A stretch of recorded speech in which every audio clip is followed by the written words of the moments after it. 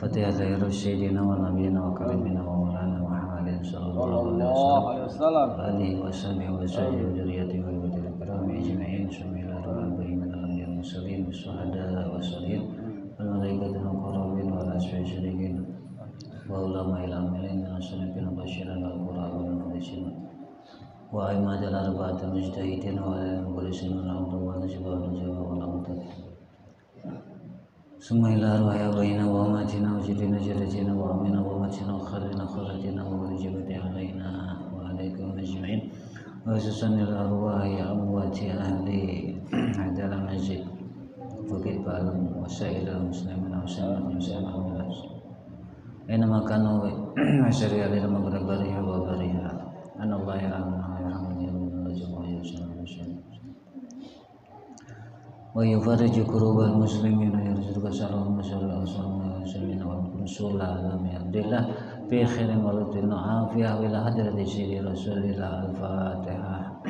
A'udzu billahi minasyaitonir rajim. Bismillahirrahmanirrahim. Alhamdulillahi rabbil alamin arrahmanir rahim maliki yaumiddin. Iyyaka na'budu wa iyyaka nasta'in ihdinas siratal mustaqim siratal ladzina an'amta 'alaihim ghairil maghdubi 'alaihim waladdallin. Bismillahirrahmanirrahim. Assalamualaikum warahmatullahi wabarakatuh. Waalaikumsalam.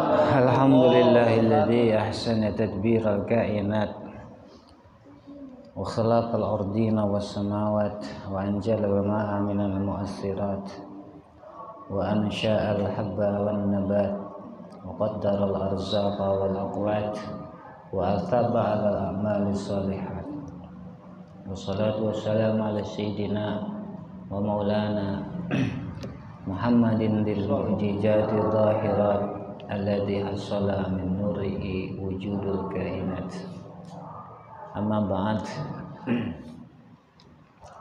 Terima kasih guru kita Pak Haji Abdul Aziz, beliau selaku pemandu khalifah dari guru kita Ayahanda Ibn Abdul Aziz dalam majelis kita yang insyaallah majelis yang penuh barakah. Amin. Majelis yang di dalamnya terdapat pengampunan Allah, dosa kita dari Allah Subhanahu wa taala. Amin. Dan berlimpah keberkahan. Wasilah mu'alif atau pengarang dari kitab yang kita kaji ini yaitu Al-Imam Hujjatul Islam Abi Hamid Muhammad bin Muhammad Al-Ghazali.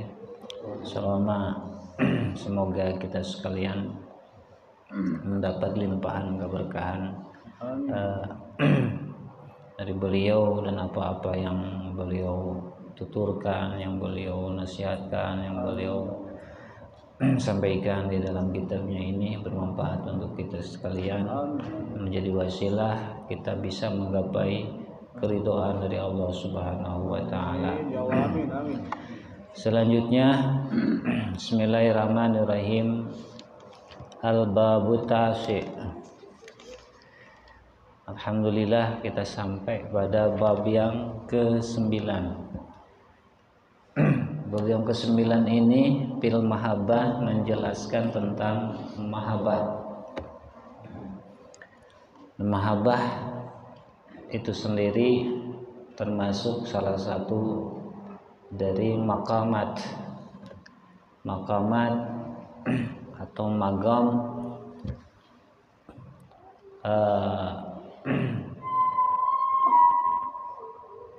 para penempuh jalan rohani menuju Allah Subhanahu wa taala. Dukira anna rajulan ra'a suratan qabihah fil badiyah.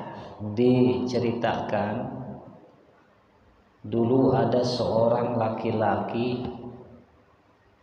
di daerah pedalaman yang melihat semacam bentuk atau rupa yang buruk, yang melihat perwujudan yang buruk, perwujudan dari makhluk yang nggak enak dipandang, alias jelek. Faqala, bertanyalah si laki-laki ini, man anta, anda siapa? Qala, wujud tersebut menjawab, ana amalukal qabih, aku ini adalah perbuatan burukmu, wujud perwujudan dari perbuatan burukmu, dari amal-amal jelekmu. Qala, lalu si laki-laki ini bertanya, paman najatu minak, lalu apakah ada cara yang bisa menyelamatkan dari kamu? Kalau ada, apa itu caranya supaya aku bisa selamat dari kamu, dari Anda? Qalat, maka rupa itu menjawab, as-salatu ala nabi, cara yang bisa menyelamatkan kamu dari aku, amal burukmu, adalah sholawat kepada Nabi Sallallahu Alaihi Wasallam.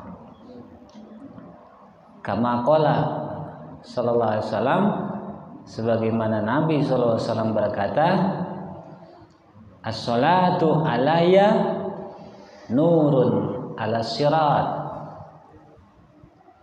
sholawat kepadaku adalah cahaya dalam menempuh jalan. Wa man shalla alayya yaumal jum'ah, dan barang siapa yang bersolawat kepadaku pada hari Jumat, samanina marratan, 80 kali, ghafarallahu lah dunuba samanina aman, maka Allah ampuni dosa-dosanya yang 80 tahun. Luar biasa.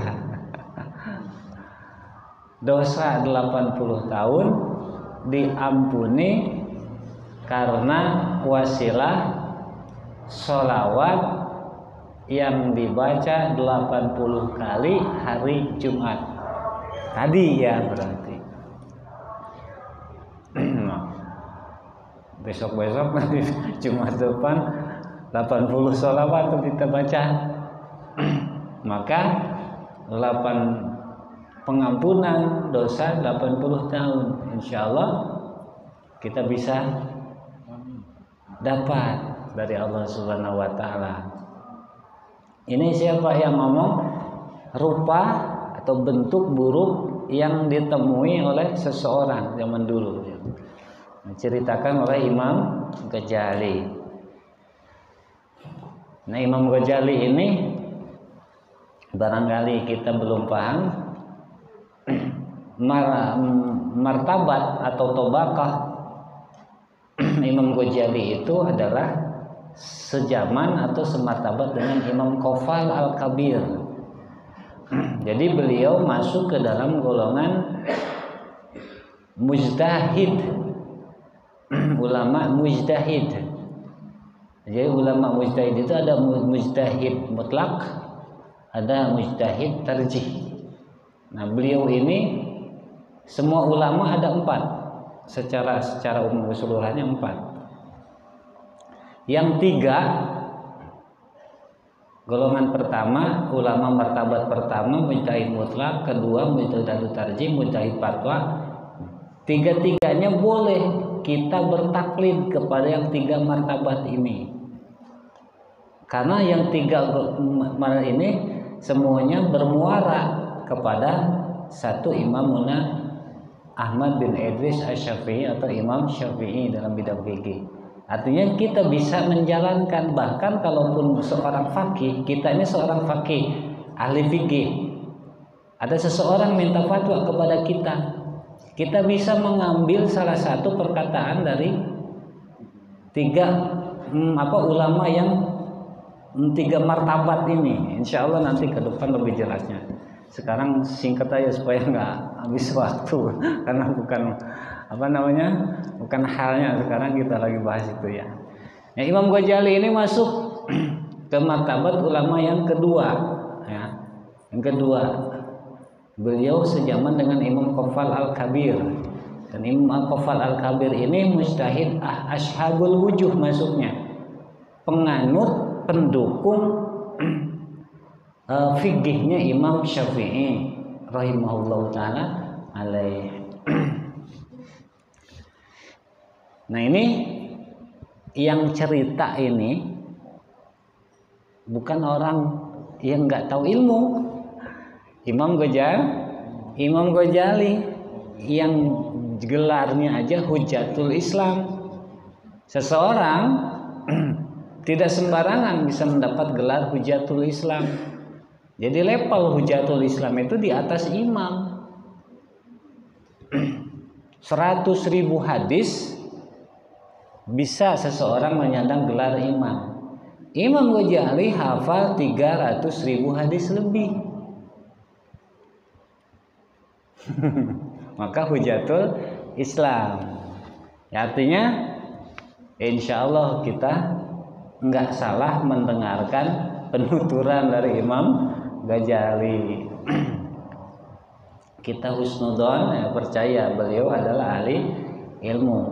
Kalau beliau bukan ahli ilmu, nggak mungkin selama sekian abad beliau hidup di abad 505 Hijriah sampai sekarang udah berapa ratus tahun, bahkan ribuan ya, karyanya bisa bertahan, itu aja berarti Allah ridho.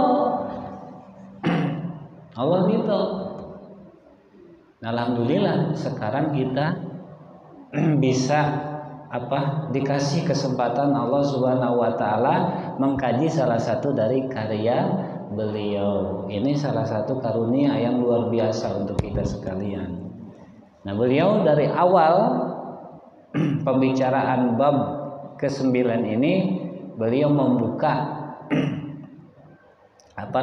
cerita tentang seseorang yang bertemu dengan rupa yang buruk, lalu kemudian rupa tersebut ditanya, siapa Anda?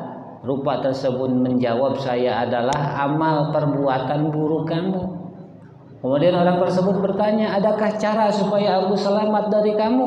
Jawab rupa itu, yaitu sholawat kepada baginda Nabi sallallahu alaihi wasallam. Sebagaimana sabda Nabi sallallahu alaihi wasallam, as-sholatu alayya nurun ala sirat. Sholawat kepadaku adalah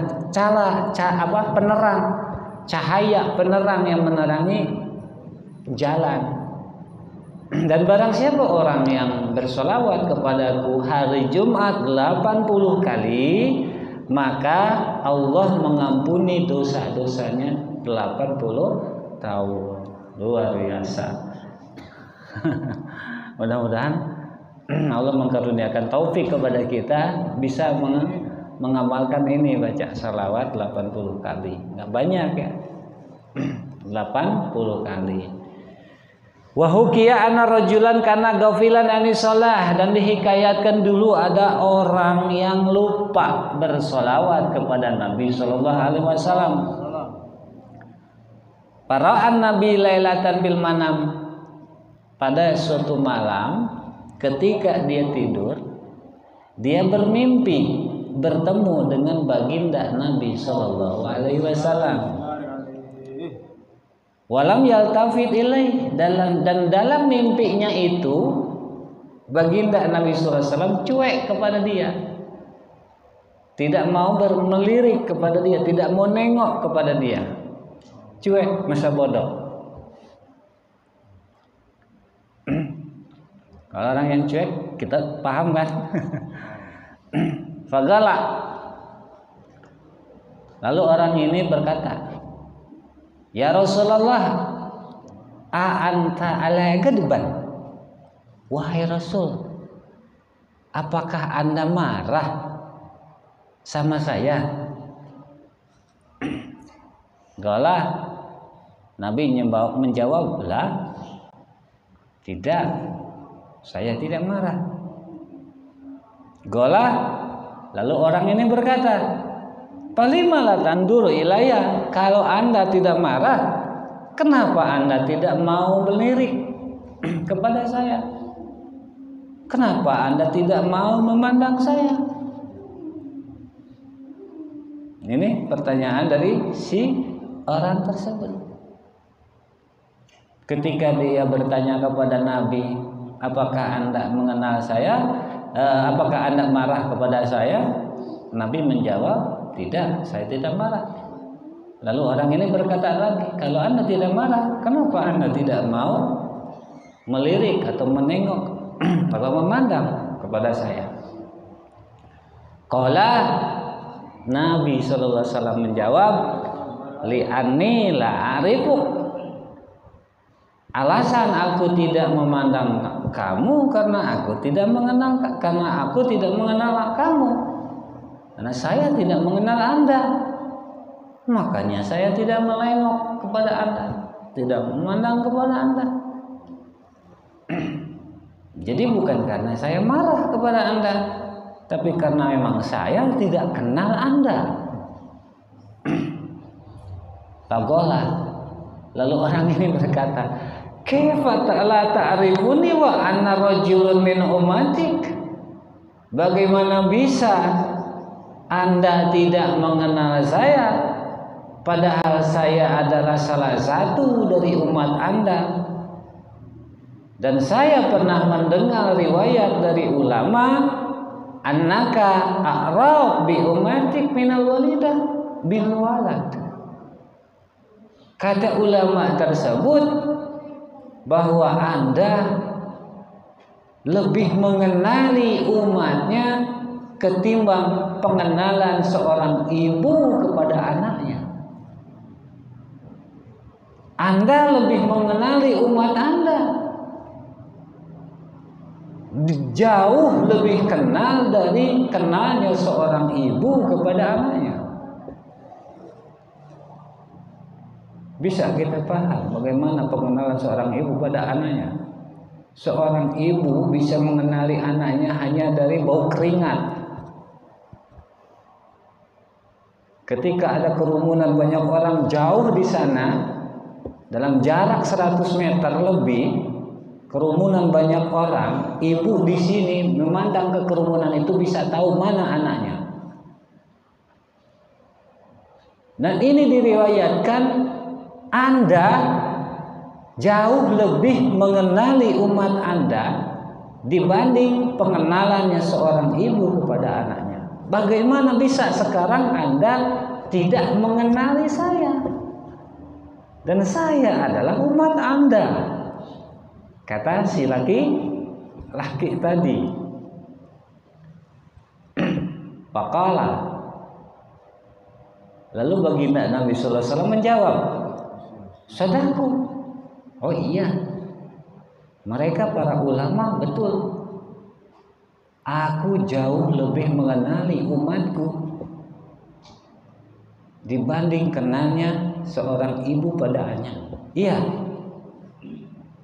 Walakinnak la tadhkuruni bis-shalah. Namun kamu tidak mau mengingatku dengan sholawat. Kamu tidak mau bersolawat kepadaku. Kamu tidak pernah ingat kepadaku, makanya aku tidak kenal dengan kamu, walaupun kamu adalah umatku. Nah. Iya, aku ini lebih kenal kepada umatku dibanding kenalnya seorang ibu pada anaknya. Tapi kamu tidak pernah mengingatku dengan sholawat kepadaku. Nah, karena kamu tidak bersolawat kepadaku, maka aku tidak mengenali kamu. Wa inna ma'rifati bi ummati bi qadri salatihim alayya. Garis bawah yang gede. Garis bawah yang segede galengan. Sadar. Karena sesungguhnya pengenalanku kepada umatku adalah dengan kadar salawat mereka kepadaku. Berarti semakin banyak umat itu bersolawat kepadaku, maka semakin besar rasa pengenalanku kepadanya. Begitu.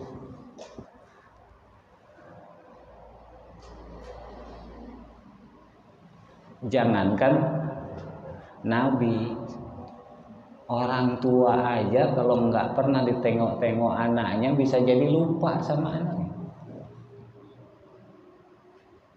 Setuju? Betul. Orang tua,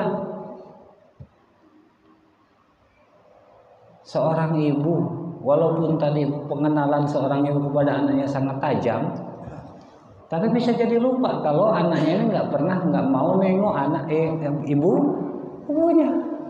Bisa jadi lupa. Ya, artinya apakah ketika ada seorang ibu tidak kenal anaknya, yang anaknya ini nggak pernah nengok ibunya salah? Kan tidak. Siapa yang berhak, yang seharusnya mengunjungi? Apakah anak kepada ibu atau ibu kepada anak? Apakah orang tua kepada anak atau anak kepada orang tua? Nah, gitu. Haknya, ingatnya atasan kepada bawahan adalah fadhail. Tapi ingatnya bawahan kepada atasan adalah kewajiban, keharusan. Gitu. Jadi ketika ada orang tua yang tidak mengunjungi anaknya, nggak salah ada orang tua. Ketika ada orang tua yang mengunjungi anak, fadhailul amal bagi orang tua. Tapi ketika anak tidak mau berkunjung kepada orang tua atau adik kepada kakak, kurang ajar namanya. Orang tua tidak mengunjungi anak, tidak kurang ajar. Kenapa? Karena memang seharusnya bawahan harus datang ke atasan. Nah, ketika Nabi Sallallahu Alaihi Wasallam ditanya, kenapa Anda tidak mengenal saya? Saya kan umat Anda. Jawab Nabi, ya karena Anda tidak pernah bersolawat kepada saya. Wa inna ma'rifati bi ummati, karena sesungguhnya pengenalanku kepada umatku bi qadri salatihim alayya, dengan kadar salawat mereka kepadaku, dengan ukuran salawat mereka kepadaku. Gitu. Jadi semakin banyak kita bersalawat, itu semakin mendekatkan kita, mengenalkan kita kepada Nabi kita Sallallahu Alaihi Wasallam. Kenapa? Karena berarti sifatnya salawat tersebut adalah pengingatan kita kepada beliau Sallallahu Alaihi Wasallam. Insyaallah paham ya. Suman tabahar rajul. Nah, ketika dikatakan demikian, orang ini bangun. Tadi kan disebut tidur ya, dalam mimpi nih, yang terjadi dalam mimpi nih. Bagaimana mungkin mimpi ini bisa dijadikan dalil? Kan cuma mimpi. Lah bagaimana bisa Nabi Yusuf jadi seorang nabi? Kan juga mimpi. Ini hati-hati kita. Kalau kita membantah mimpi secara total, kalau mimpi itu tidak baik, sama dengan membantah isi Al-Quran. Nah, isi Al-Quran diantaranya adalah cerita tentang mimpi. Dan yang bicara dalam Al-Quran siapa? Allah Subhanahu wa ta'ala. Membantah Allah Subhanahu wa ta'ala, faqad kafara. Naudzubillah. Semoga Allah menjaga melindungi kita. Dan insya Allah kita bukan membantah mimpi, ya. Ini hanya penegasan. Kok mimpi ini? Ceritanya Imam Ghazali malah mimpi, misalnya gitu. Nah, bangun nih orang yang mimpi tadi. Wa aujaba ala nafsi, begitu bangun melek ingat mimpinya tadi, kaget dia. Lalu besok-besok wajib bagiku baca sholawat, kata dia. Jadi orang ini mewajibkan dirinya sendiri bersalawat kepada baginda Nabi Shallallahu Alaihi Wasallam kulla yaum mi'ata marratan, setiap hari dalam seharinya 100 kali sholawat kepada baginda Nabi Sallallahu Alaihi Wasallam. Ini siapa yang menetapkan dirinya? Orang yang mimpi tadi. Besok-besok mah aku harus wajib nih baca sholawat 100 kali, kata dia pada dirinya sendiri. Fafa'ala dalik, lalu dijalankanlah. Dia baca sholawat dalam sehari 100 kali. Summa ra'ahu ba'da dalik fil manam, setelah beberapa waktu kemudian dia mimpi lagi bertemu dengan baginda Nabi sallallahu alaihi wasallam. Faqala, dalam mimpi tersebut Nabi berkata, "Araftu alaan, sekarang saya mengenal Anda, wa ashfa laka, dan aku akan memberikan syafaat kepada Anda." Li'annahu syara muhibban li Rasulillah sallallahu alaihi wasallam. Kenapa demikian? Karena berarti orang tersebut sudah menjadi pecintanya Nabi sallallahu alaihi wasallam. Dalam kitab lain disebut, diriwayatkan ceritanya ini kiamat. Dalam kitab lain kiamat terjadi kiamat, dikumpulkan orang umatnya Nabi ini, kumpulkan berbaris-baris, barisan ahli zuhud, barisan ahli sedekah, barisan ahli Quran, barisan ahli haji, barisan ahli ilmu, barisan ulama. Nah, ini orang nih masuk ke barisan ahli zuhud nggak boleh diusir, masuk barisan ahli sedekah nggak boleh. Siapa kamu? Barisan ahli Quran juga nggak boleh. Dan beliau mengenui Nabi, Nabi pun nggak menoleh sama dia. Gitu dalam riwayat cerita di kitab lain.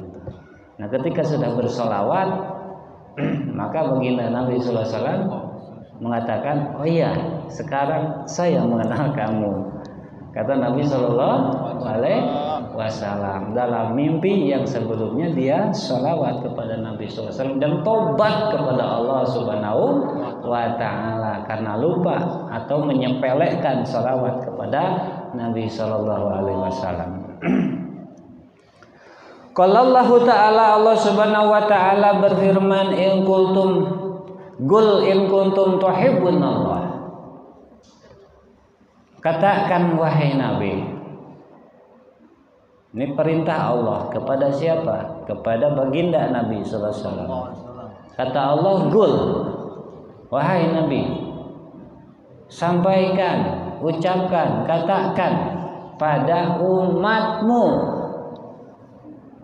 Apa yang harus disampaikan kepada umatnya baginda Nabi sallallahu alaihi wasallam, kepada kita? In kuntum tuhibbunallah fattabi'uni.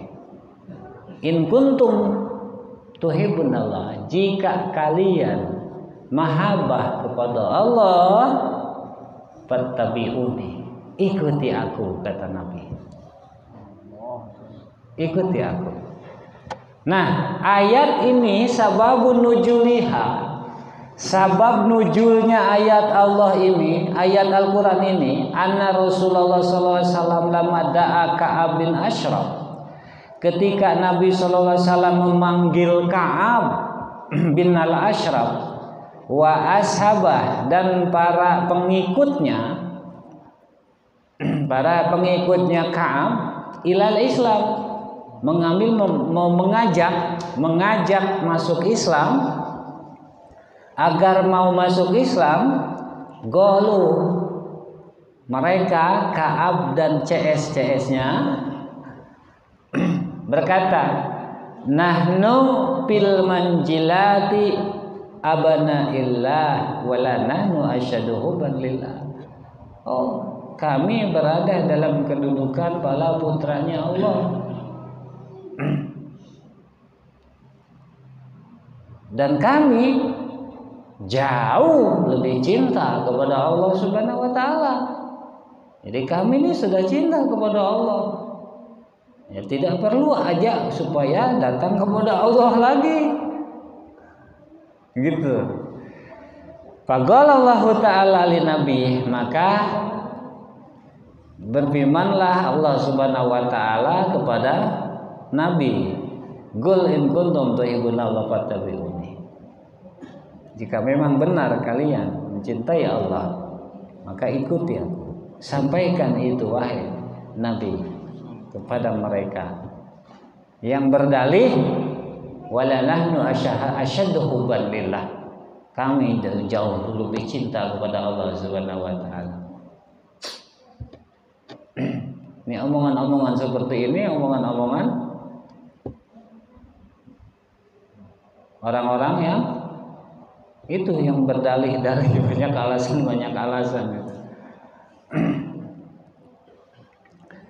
Ala dini, yang dimaksud fattabi'uni ala dini, maka ikutilah aku ala dini, masuk mengikuti agamaku.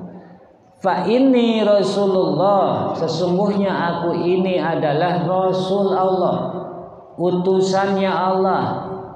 Uaddi risalah, aku ini menjalankan risalahnya Allah ilaikum kepada kalian, wa hujjatah alaikum, dan menyampaikan hujahnya Allah kepada kalian.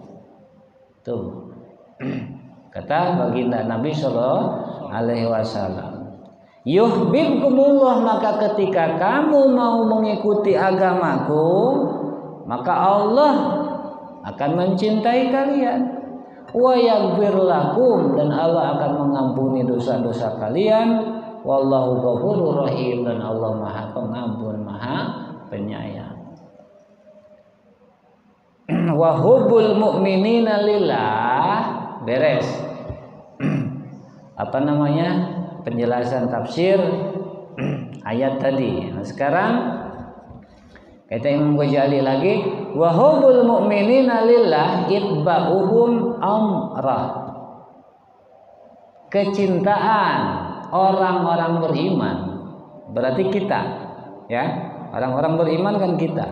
Jadi kecintaan kita sebagai orang-orang beriman kepada Allah Subhanahu wa taala, pernyataannya adalah, sikapnya adalah yang menunjukkan bahwa dia orang beriman cinta kepada Allah, itba'uhum amrah, dengan cara mengikuti perintahnya Allah, patuhnya mereka kepada perintahnya Allah Subhanahu wa taala. Bukti kecintaan kepada Allah adalah ngawarok Allah, tumut kepada Allah, wa isara taati, dan mengutamakan ketaatan kepada Allah, mendahulukan, memprioritaskan kepatuhan kepada Allah Subhanahu wa taala. Ini tandanya orang yang cinta kepada Allah. Wa tigoa marwati, dan yang senantiasa diusahakan adalah keridhoannya Allah Subhanahu wa taala. Sekarang wa hubbullah lil mu'minin, dan kecintaan Allah kepada orang-orang beriman, berarti kecintaan Allah kepada kita.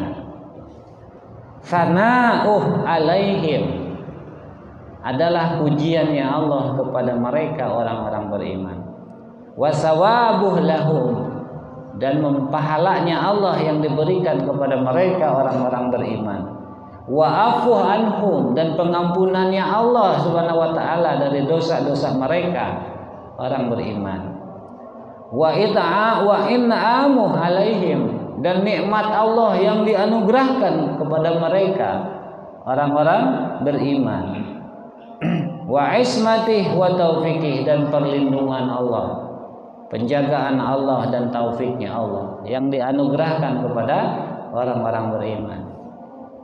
Berarti kita selama ini masih dapat karunia nikmat dari Allah, Allah sayang kepada kita. Selama ini kita masih dijaga, dilindungi, dipelihara oleh Allah, itu tandanya Allah sayang kepada kita. Nah sekarang mana sikap kita, bukti rasa cinta kita kepada Allah? Allah sudah sayang kepada kita. Kita masih dapat nikmat dari Allah, dapat sehat, kesehatan, dijaga, dilindungi. Kan itu ciri sayangnya, cintanya Allah kepada kita. Nah sekarang kita sudahkah cinta kepada Allah dengan cara mengikuti perintah Allah, mentaati perintah Allah, mengutamakan Allah dari yang lain-lainnya? Nah ini mudah-mudahan kita bisa mendapat manfaat dari paparan-paparan Imam Al-Ghazali. Waktu sudah habis, maka kita cukupkan. Mudah-mudahan Allah Subhanahu wa taala mengkaruniakan taufik kepada kita sekalian, hidayahnya, tuntunannya, karunia-Nya, kesehatan, afiat lahir dan batin kepada kita sekalian dan orang-orang yang kita sayangi. Amin ya rabbal alamin. Assalamualaikum warahmatullahi wabarakatuh.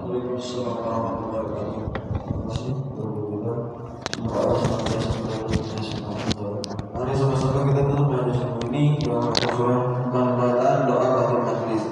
Ya Rabbana ta'ala bihana nadarana wa amana sirrana ala dhasrana wa tub alaina tawbatan tasir kulla